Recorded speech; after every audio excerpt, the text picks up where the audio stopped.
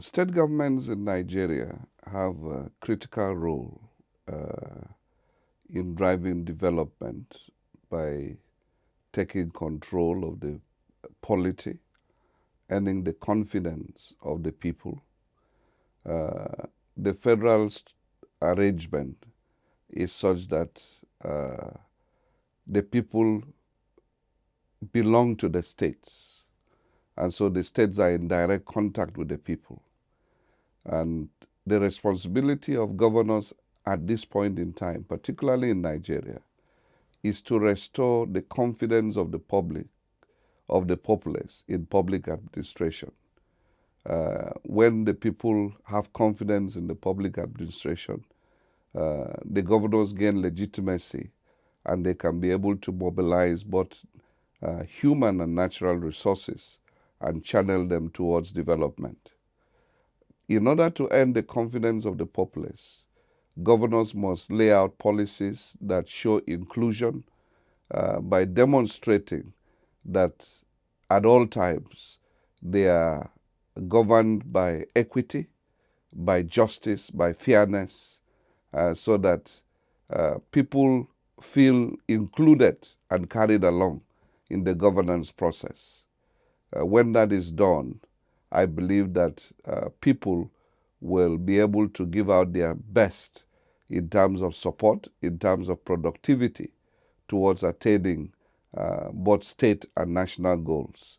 So governors in Nigeria have a crucial role to play in trying to ensure that the process of development becomes inclusive, participatory, and result-oriented, particularly when it is people-centered. Governments in Nigeria and Africa, particularly at the subnational level, must regain the consciousness that they are trustees of the people.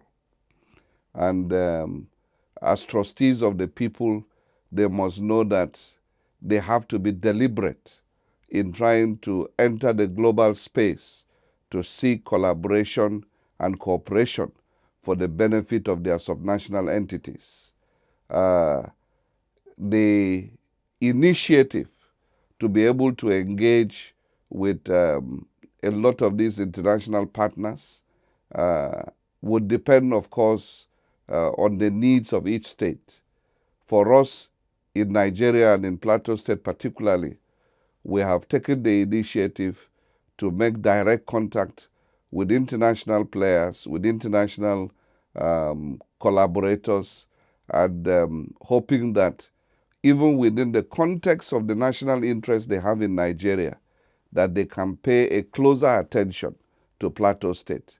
We do not want to be left out in any scheme that is aimed at development. So I believe that a lot depends on the governors and the initiatives they take to be able to engage the international community who, from all indications, are willing to deal with these subnationals at a closer range. The U.S. policy towards Africa, towards Nigeria, and particularly with the focus on subnationals, is very apt and very timely because the opportunities for collaboration, particularly at the subnational level, is quite enormous. And sometimes the bureaucracy with dealing with only the central government is able to shut out a lot of opportunities that are available for this collaboration. The opportunities that came as a result of the AGOA, which hopefully is due for renewal. Many African countries, and especially subnational governments, are just waking up to the advantages under AGOA. And it will be of immense importance that AGOA is renewed and possibly expanded so that subnational governments can take advantage of the opportunities under it. Most of the subnational governments are in transition. In Nigeria particularly, we have a lot of deregulation going on where issues on exclusive legislative list are being transferred to the concurrent list.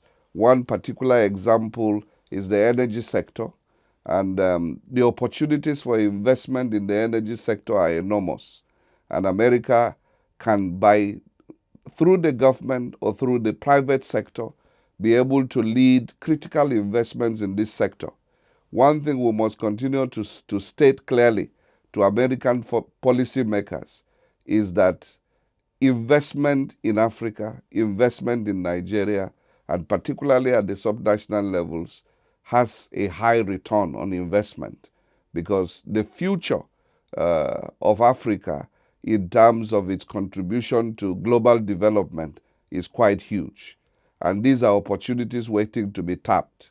I believe that sincerely, America will expand opportunities for its citizens, for its private sector, if they are able to renew this commitment towards engaging the subnational governments, particularly in Nigeria, who have perhaps more leverage than most African countries to be able to engage the international space in terms of collaboration and business opportunities. We have opportunities in the transport sector, which are also emerging, that directly private business, private equity can be mobilized and encouraged to be able to interact with these subnational levels and platforms. So I believe in the long run that it is in the strategic interest of America to renew its commitment towards subnational engagements. It creates an expanded space and opportunity, for its businesses to be able to thrive outside America. And come to think of it, labor in Africa, labor in Nigeria is far cheaper than what obtains in America. So I believe that now that the world has become a global village, as it were, that there are lots of businesses that can be run and operated from places like Nigeria at the subnational level. For us on the plateau, we offer a lot of advantages because of our climate, and therefore opportunities for investment in ICT, in agriculture, are so vast. And I believe that when private business in America is encouraged to collaborate with us at the subnational level, that it will be a win-win situation for everybody in that collaboration.